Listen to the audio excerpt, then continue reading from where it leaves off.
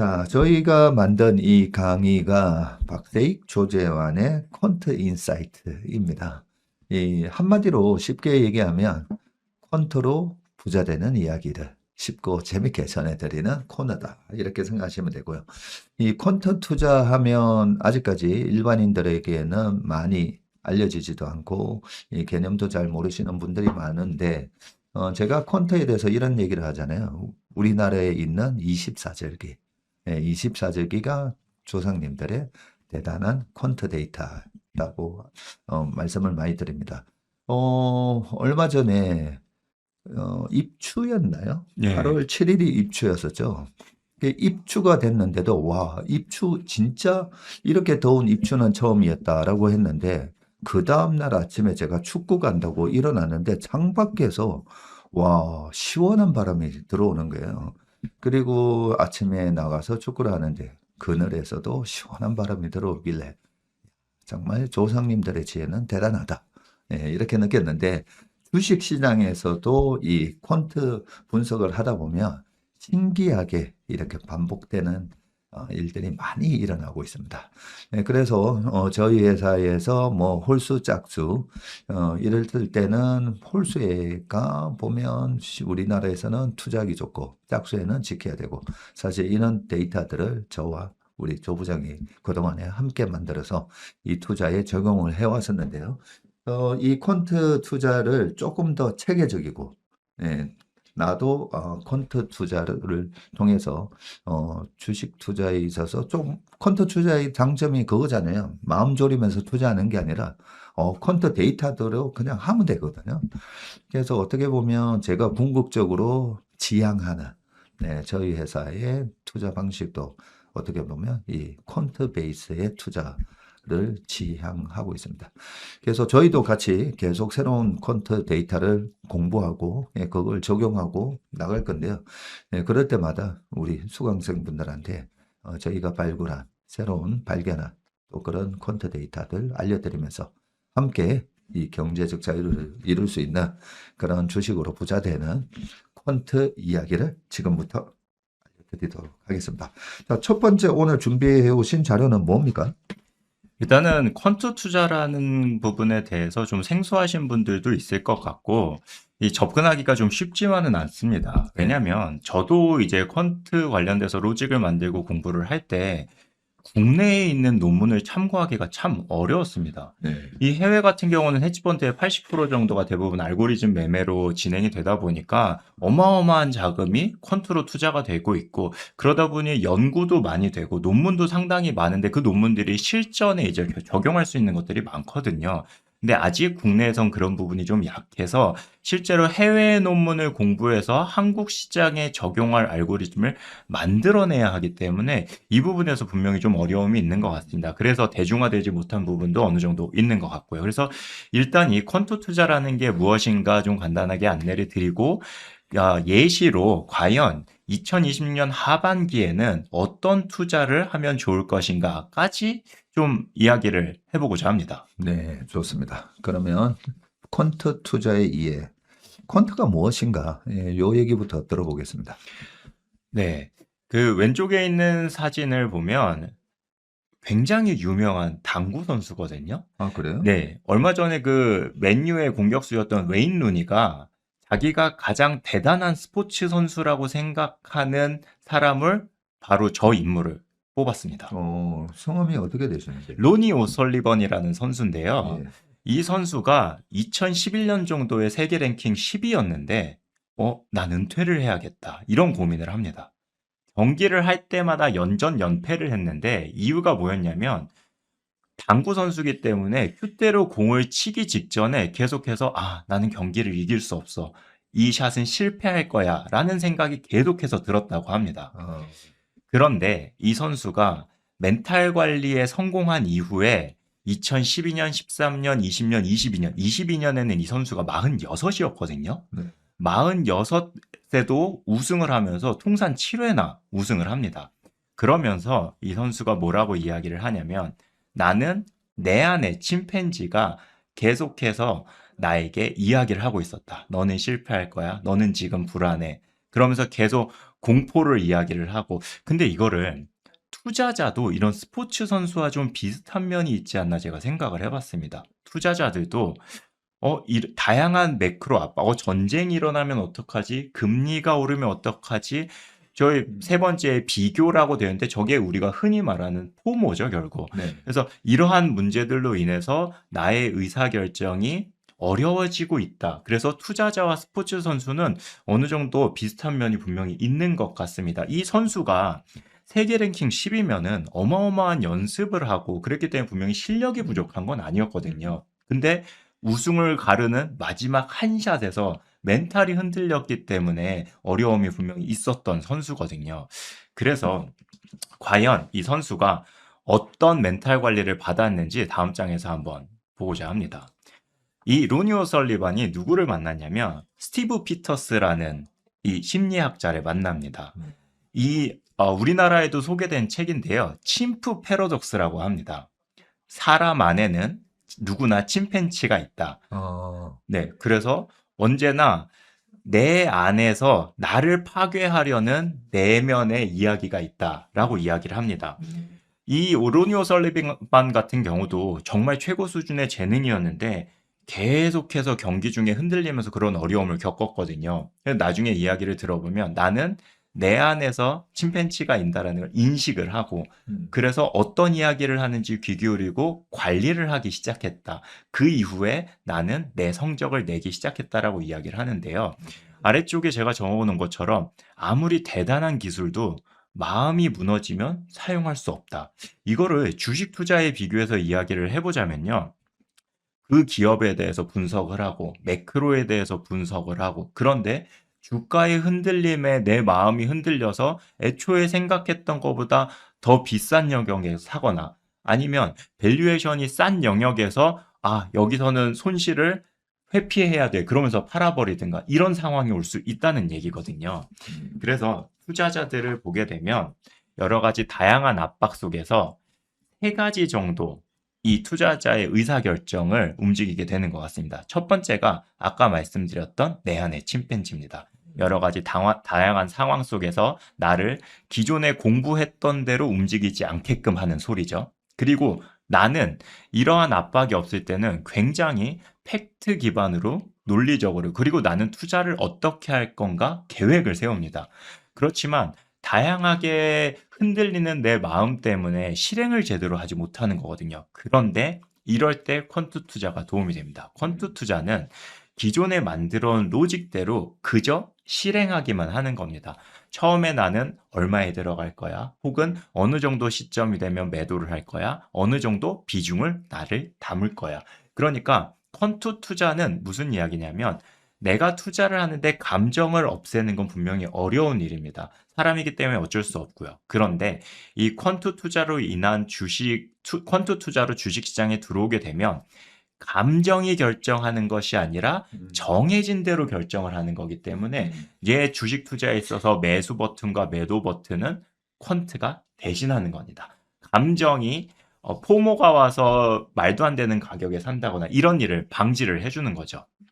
자, 지금 보시면 왼쪽에 있는 건 스포츠 선수들에 대한 이야기입니다. 여러 가지 압박이 있는데 계속해서 똑같은 동작을 반복을 하죠. 우리가 잘 알고 있는 손흥민 선수 같은 경우도 실제로 그 손흥정 코치님이 계속 기본기만 반복을 시켰다고 합니다. 드리블을 하고 제끼고 게 아니라 오른발 슛 1000개, 왼발 슛 1000개, 중거리 슛 1000개 이런 식으로 매일 반복을 시켜서 그게 익숙해질 수 있도록 시켰다고 하시는데 투자자도 마찬가지입니다. 여러 가지 공포와 탐욕 속에서도 우리가 세워놓은 원칙대로 계속 반복을 해야 합니다. 그런데 주식 투자할 때 실패했다고 하시는 분들 보면 내가 들어간 건 기업이 앞으로 좋은 이익이 날 거야 라고 생각하면 그 주식을 사는데 파는 건 어느 순간에 팔아버리냐면 금리가 너무 올라서 주식시장이 어려워졌어. 전쟁이 나면서 시장이 어려워졌어. 처음에 들어가기로 결정했던 그 시기와는 다른 이유로 우리가 팔아버리면서 주식시장에서 수익을 내지 못하거든요. 그렇기 때문에 정리해보자면 내가 주식시장에 들어와서 성과를 만드는 것은 좋은 타이밍에 내가 주식을 샀어. 난 사는 건 너무 잘하는데 파는 건 잘 못해. 이런 분들 많은데 그게 아니라 반복 가능한 이런 로직을 만드는 게 주식시장에서 살아남고 성과를 만들 수 있다고 생각을 합니다. 결국 이러한 룰은 사람이 만들어내거든요. 사람이 여러 가지 공부를 하고 지금도 기업 분석을 하고 앞으로 금리가 어떻게 되고 환율이 어떻게 될 거다. 나만의 로직을 만드는 분들이 굉장히 많은데 이 퀀트 투자는 결국 그냥 단순하게 설명을 하면 내 안에 있는 침팬지가 매매 버튼을 누르지 않게 하는 겁니다. 그래서 사람이 계획한 대로 그냥 실행할 수 있도록 만드는 게 퀀트다. 이렇게 생각을 하시면 좋을 것 같습니다.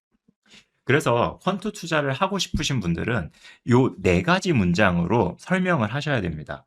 퀀트 로직을 짰으면 내가 어떤 종목을 살 것인가 혹은 어떤 섹터를 살 것인가 더 나아가선 어떤 시장을 살 것인가 결정이 돼야 하고요. 두 번째는 언제 사야 될 것인지 그리고 비중을 얼마나 살 것인지 그리고 여기까지는 퀀트 없어도 나 좋은 가격에 좋은 주식을 많이 사는데 근데 마지막이 가장 어렵습니다. 언제 팔 것인가? 나 사는 건 너무 잘 사는데 언제 팔아야 될지 모르겠어. 이런 이야기 하시는 분들 굉장히 많거든요. 퀀트는 가장 마지막에 중요합니다. 그래서 언제 팔 것인가까지 우리는 이야기할 수 있어야 합니다. 그래서 퀀트를 좀 정리를 해보자면 여러 가지 인간이기 때문에 발생할 수 있는 여러 바이어스들을 없애고 항상 원칙을 지켜야 됩니다. 저도 퀀트로 지금 투자를 하고 있지만 퀀트 투자할 때마다 박세익 전무님께 찾아갑니다. 이 주식이 지난달에 100% 올랐는데 이게 들어가는 게 맞습니까? 그런데 퀀트 로직을 믿고 그대로 계속 반복을 하다 보면 과거에 있었던 그 성공률에 수렴을 할 수 있기 때문에 반드시 이 원칙을 지키는 것이 중요합니다. 사람이기 때문에 어쩔 수 없이 감정이 있고 여러 가지 공포가 있을 수 있지만 계속해서 이 로직을 따라서 실행할 수 있는 게 퀀트라고 저는 생각을 합니다. 여기 보이시는 표는 왼쪽은 홀수회의 코스피 코스닥이고요. 오른쪽은 짝수회의 코스피와 코스닥입니다. 왼쪽 보면 붉은색이 굉장히 많고요. 오른쪽은 파란색이 굉장히 많습니다. 특히 코스닥을 우리가 보게 되면 홀수회의 98년 이후 평균 수익률이 40%에 육박을 합니다. 그리고 짝수년도의 코스닥은 마이너스 18%입니다. 네. 정말 이렇게 나눠보기만 해도 정말 이 코스닥의 짝수년도는 정말 어렵다는 생각이 드는데요. 그러면 코스닥은 짝수에는 투자를 하면 안 되나? 이런 생각이 들 수 있는데요. 그걸 위해서 조금 분류를 해봤습니다. 네, 그래서 장표를 보시게 되면 짝수년도에는 코스닥이 마이너스 18%까지 갑니다. 다음 장표를 보게 되면 이제 데이터들을 어떤 배열로 놓고 보냐. 그것이 결국 자기가 만드는 로직인데요. 그러니까 1월부터 12월까지 월 단위의 코스닥의 평균 수익률입니다. 그런데 자세히 보시면 1월부터 12월까지 순서대로 놓은 것이 아니라 11월부터 거꾸로 놨습니다. 보시면 왼쪽에 붉은 것들은 월 평균 수익률이 플러스인 것들, 파란 부분은 월 평균 수익률이 마이너스인 부분이거든요. 자, 5월부터는 전체 평균으로 보면은 제일 하단에 0.11%가 있긴 하지만 5월, 6월, 7월, 8월, 9월, 10월은 5년으로 보냐, 10년으로 보나, 27년으로 보나 항상 코스닥은 안 좋았습니다. 그런데요. 지금 2026년 8월 7일 종가 기준으로 코스닥이 YTD-13.7%입니다. 아까 앞에서 우리가 살펴봤을 때 짝수회의 코스닥의 평균 수익률이 마이너스 17.8% 거의 18%에 가깝거든요. 이런 데이터들을 봤을 때 지금은 이 시점에서는 코스닥에 들어갈 기회다. 이렇게 판단하는 것도 좋을 것 같습니다. 제가 옛날에 주니어 시절 때 저희 부장님이 얘기하셨던 게 박 매니저, 우리나라 시장은 홀수에는 좋은데 짝수에는 안 좋아. 요 얘기가 기억이 나서 한 3년 전에 우리 조 부장하고 같이 이런 얘기가 있는데 실제로 짝수회하고 홀수회 이 연봉을 보면 대충은 알 수 있지만 평균 수익률은 얼마고 어느 정도 차이가 나는지 한번 해보자 해서 이 표를 조 부장이 그때 만들어 줬었는데 우리가 이거 만들고 나서 깜짝 놀랐잖아요. 예. 아니 어떻게 이 정도로 차이가 난다고? 네, 이걸 보면서 사실 이것만큼 주식 투자에, 우리나라 주식 투자에 있어서 저는 이 퀀트 자료만큼 소중한 걸 저는 못 봤어요. 이것 때문에 24년도에도 23년도에 2차 전지가 7월 달에 불을 뿜고 23년 말만 하더라도 아직까지도 24년, 5년, 6년에 여러 뭐 수익이 좋아질 거니까 계속 들고 가야 되니 뭐 더 사야 되니 이런 얘기 난무할 때 24년 넘어가면서 24년 웬만하면 4월까지 코스닥은 다 파세요라는 얘기를 했던 이유도 이 데이터 때문에 그랬던 거예요. 이런 퀀트 데이터를 가지고 22년까지도 보면 22년에도 마이너스 34.3%였었잖아요.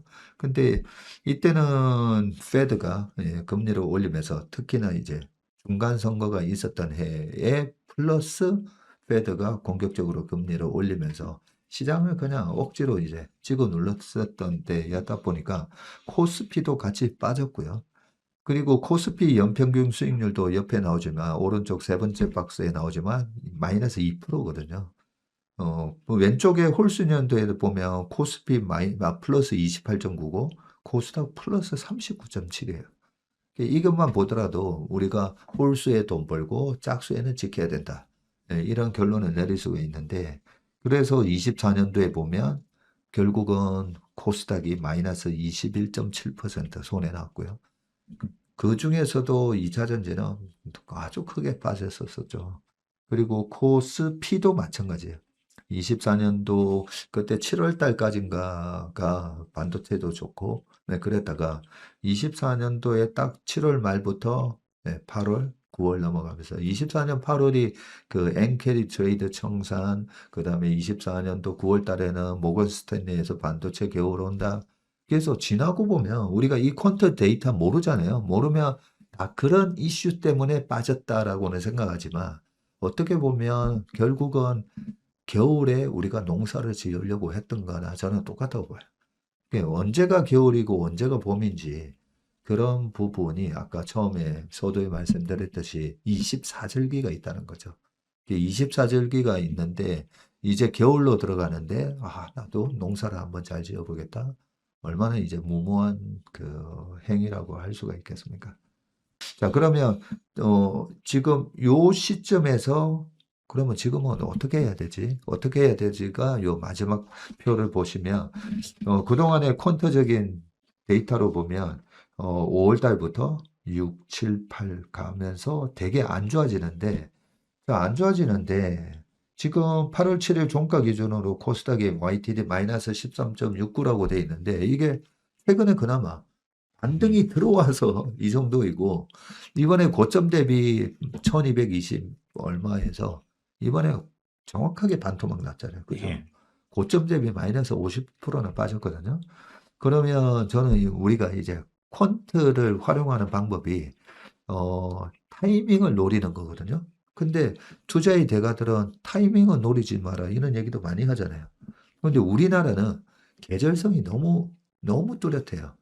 그래서 미국의 캘리포니아 같은 데서 살면서 12월 달, 그 다음에 1월, 2월 대한소환 올 때 조심해야 돼. 이런 얘기하면 안 되잖아요. 추위 조심해야 돼. 이러면 안 되잖아요.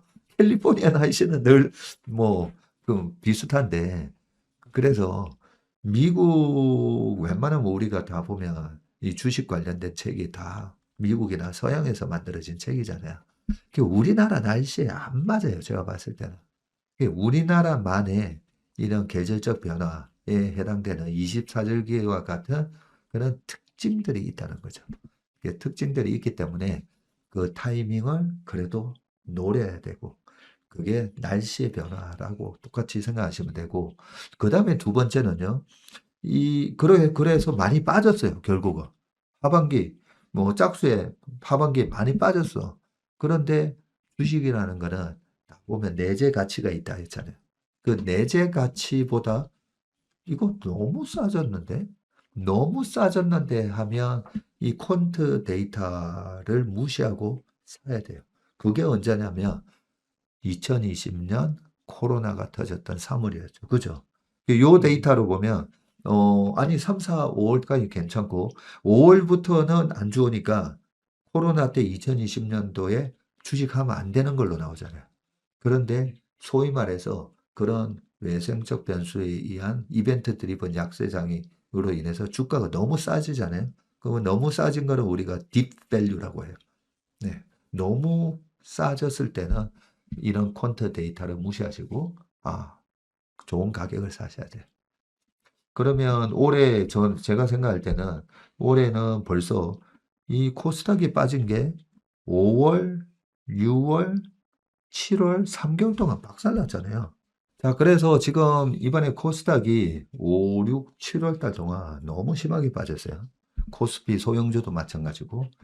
그러면 지금은 딥밸류인가 아니면 아직 좀 더 남았나? 그래서 조금 덜 빠졌으면 저는 10월 달까지 기다려야 된다 생각하거든요. 그런데 최근에 그러니까 1200에서 600을 왔다 갔기 때문에 딥밸류로 들어갔다고 봐요. 딥밸류도 들어갔고, 그 다음에 최근에 이 미국의 금리 때문에 특히나 바이오도 많이 빠졌잖아요.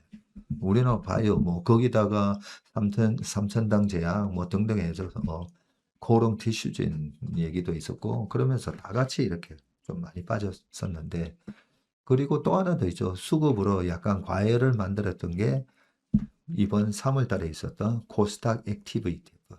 그래서 이런 퀀트 자료를 보면 이번에 3월 달에 코스닥 액티브 ETF를 출시한다는 것 자체가 사실 퀀트적으로 맞지 않았잖아요. 그죠? 네, 이런 부분들이 되게 이제 아쉬운 부분이고 우리가 이런 퀀트를 알고 있으면 그런 이 하반기에 코스닥 무너지는 거에 대해서도 이제 피할 수 있었다라고 봐지고 그런데 지금은 딥밸류로 빠졌기 때문에 저는 이제는 코스닥 이 좋은 가격에 조금씩은 이렇게 나누어서 지금 8월이죠. 8, 9, 10월 요 3개월 정도가 지나고 나면 이 마지막 회에서 보셨듯이 11월 달부터 올라가거든요. 그래서 앞으로 이 3개월 동안은 저는 코스닥, 뭐 타이거 코스닥 150 같은 거, 이런 ETF를 분할 매수하는 것도 그 좋은 전략이 될 것 같다. 그런 생각을 하면서 오늘 이 데이터가 하반기 코스닥 투자 전략에 세우시는데 좋은 도움이 됐으면 하는 바람입니다. 박사익 조지안의 퀀트 인사이트 오늘 퀀트로 보는 2026년 하반기 코스닥 투자법에 대해서 알아봤습니다. 제가 저희 회사에서 우리 조지안 부장한테 퀀트 투자 한번 해보지 했던 이유는 우리 조 부장이 법대를 나왔기 때문에 그래서 퀀트는 알고리즘이 정해지며 규칙이 정해지며 그 규칙대로 해야 되거든요. 법대로 해야 되는데 저희 같은 이 경영학과 출신들아 이번에는 조금만 들어갈까? 아니면 이번에 많이 들어갈까? 그 원칙을 자꾸만 바꾼다는 거죠. 그래서 원칙대로 투자를 하는 그런 로직을 만들고 지금까지 저희가 백테스팅을 해봤을 때 상당히 좋은 결과가 많이 나오고 있습니다. 그래서 이런 퀀트 투자에 대한 프로그램을 만들어서 우리 연합인포맥스 아카데미 수강생분들한테 소개를 해드리려고 하니까요. 앞으로 잘 따라오시기 바라겠습니다. 나만의 퀀트 필살기를 하나, 두 개, 세 개씩 이렇게 배워나가시면 틀림없이 앞으로 평생 투자하시는 데 있어서 퀀트로 마음 편한 나만의 투자 기준을 세우실 수 있다고 생각됩니다. 오늘 순서는 여기까지 하겠습니다. 고맙습니다.